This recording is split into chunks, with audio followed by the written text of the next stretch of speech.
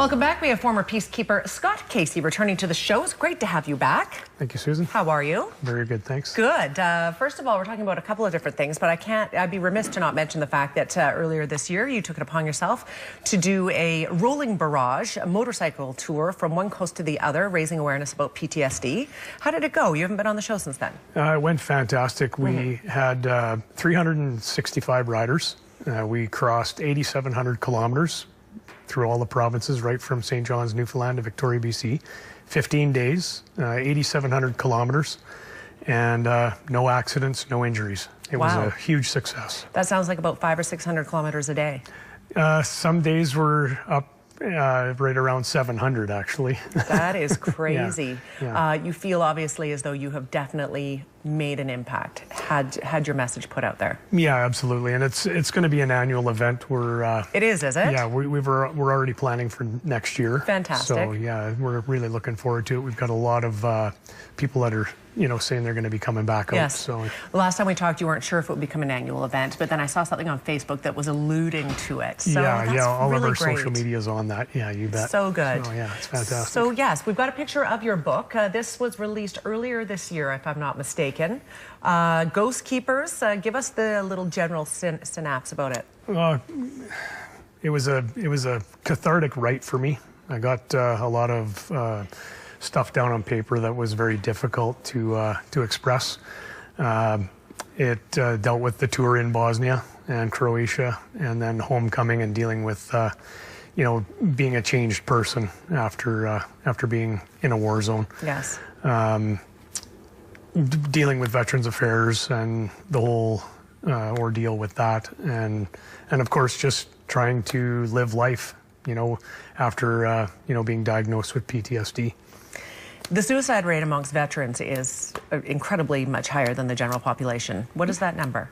Well, numbers, you can play those statistics any way you want. The benchmark for suicide in the military is high because people who join the forces have to pass psychological standards that are higher than others, same as the RCMP and so on. So when we look at the over almost 200 troops that have killed themselves in the last 5-6 years compared to regular civilian numbers, the numbers just, they're crazy.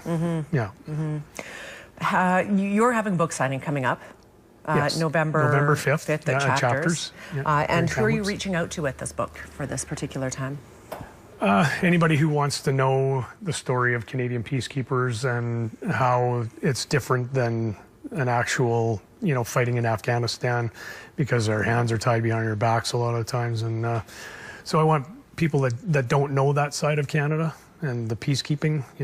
They generally have a soft, fuzzy feeling like Cyprus when they think of peacekeeping, but it was completely different in that regard. So, and that's what you thought you were walking into, was a somewhat gentle mission where you're going to be helping and making a difference, and you were, but it turned out to be on a much different playing field than absolutely, you were. Yeah, genocide and all of that. Yeah, it was horrific. It's quite a read, your book. It's a great read. People should absolutely pick up a copy, and if you would like to meet Scott, you can do so. He can sit down and talk to you about his experiences on November the 5th at Chapters. But also, coming up, you are heading to Ottawa. Yeah, I'm heading to Ottawa on November 8th. I'm flying out as an advisor for the Equitas Society. That's the class action lawsuit that is battling the government for the reinstatement of lifelong pensions for disabled vets. So I'm heading out for that to discuss with politicians there in Centre Block. So it'll be definitely a showcase. The media will be all around us during that time frame. So we're going to be putting the pressure on. And although I'm not a member of Equitas, it benefits all disabled vets here in Canada because we want to reinstate those pensions. Lifelong pension is what you're lobbying for. How does it work right now?